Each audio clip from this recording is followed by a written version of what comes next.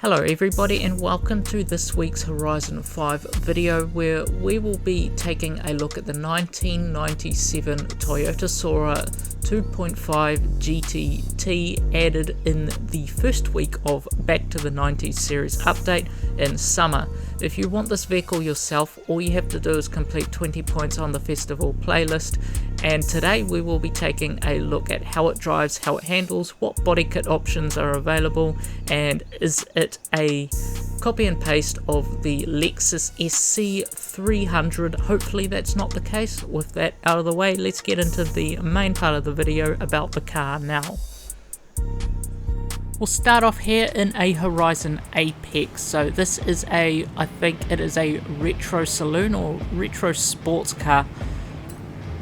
I think it's a retro sports car, so we'll take it here and see how well it does in a Horizon Apex before we head off to the shop and see any of the body kit options and compare it against the Lexus version.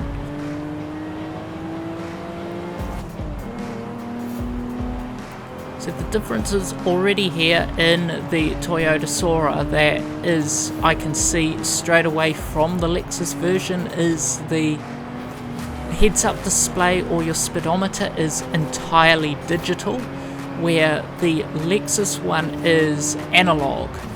Also, that this Toyota Soarer is automatic, and the Lexus SC300 is a manual shift transmission. It is also a left-hand drive. So there are some slight differences already. Going back into how this is handling during the race, I think it's handling reasonably well at this point. I won't know how well it handles on dirt or the Horizon Baja, so we will be checking that out a little bit later on. And I do think that there is a difference in the headlight pattern on this and the Lexus as well. I was driving it around a bit earlier and noticed this has the amber light. It emits amber light, where the Lexus is a more of a white light.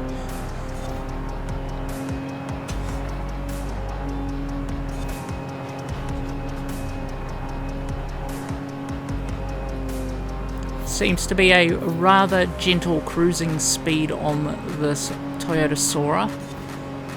But I'd like to know, what is everybody's opinion of the Toyota Soarers and the Lexus SC300? Is it too much of a close comparison, or is it too much identical? Do you feel that it is too much of a copy and paste, kind of similar to the 2024 Mustang GT and the Dark Horse, but those released in the same year, I think, a little while back?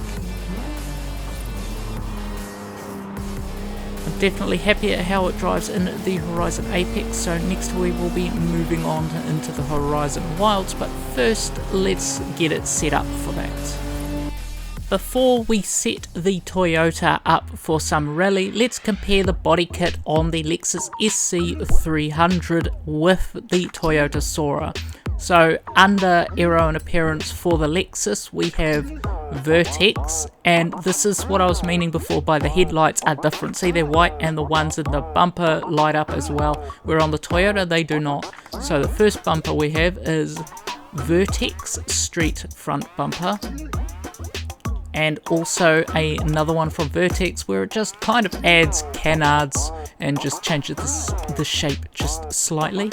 And I'm probably going to get this name wrong, so it is either Oregon Lab or Origin Lab. I'm not too sure on the pronunciation of that. So this is what we have for the Origin Lab, or the Horizon 5 race front bumper, which is the generic thing that they always put on the cars.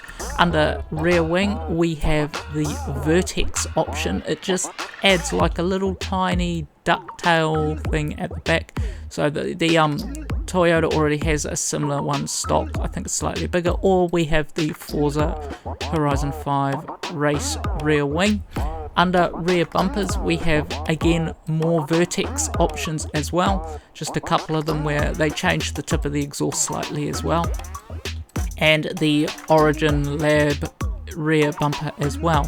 Under side skirts, we have 2 more vertex options on the Lexus SC300 and another Origin Lab. So moving on to the Toyota now, what do we have available? The options of body kit we have on the Toyota Soarer are just one, and that is the Origin Lab. It's actually a slightly different design to the one we have on the Lexus, and yeah, the lights in the bumper do not light up on the Toyota, and they are definitely slightly amber, and the standard Horizon 5 bumper. Under spoilers or rear wing, we have the stock one. This is what it comes with.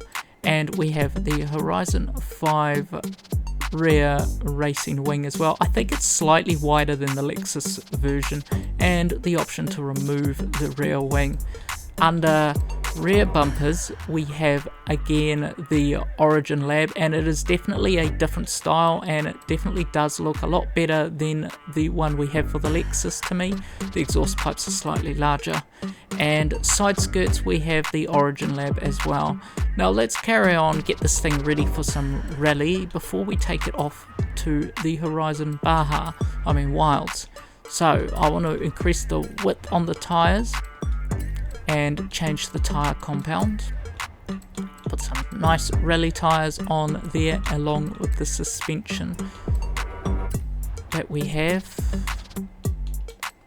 Oh, my mistake, not race, we want off-road springs. So then we are going to go and put the anti-lag turbo on, and with that set up we will take it on some rally racing and see how it drives off-road on dirt.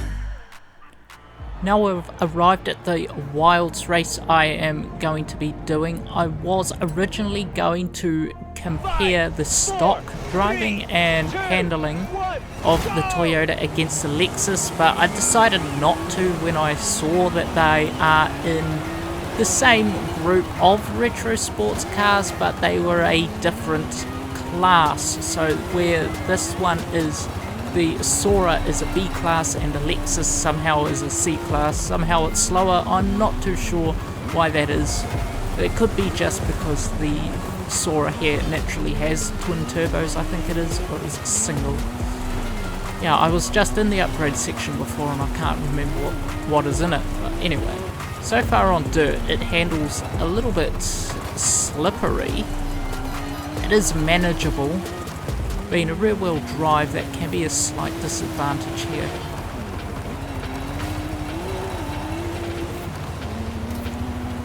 Why it's in 4th place is reasonably okay. It means it's a midfielder to me.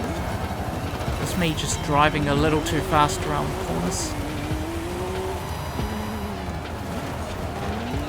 Yeah, I'm not driving this too well.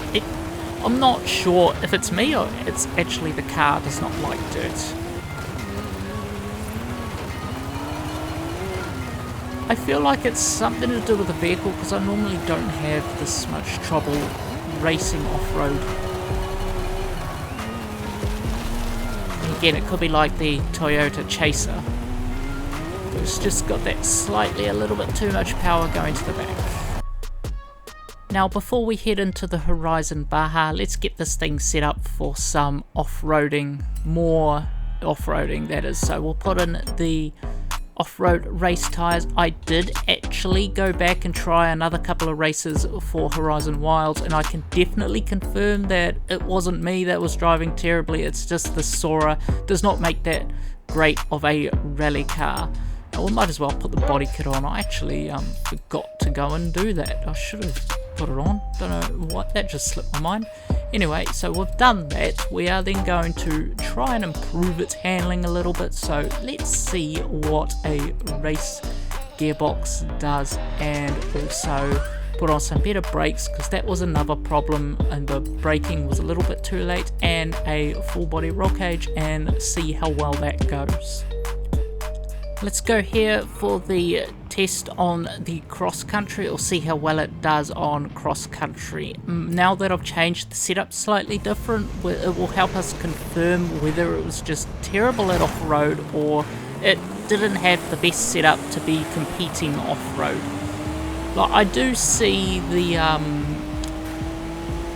off-road race tyre compound and the standard off-road compound as different, just because, like, personally I feel that that is actually intended to be rally tyre, but there was like a slight name mix-up.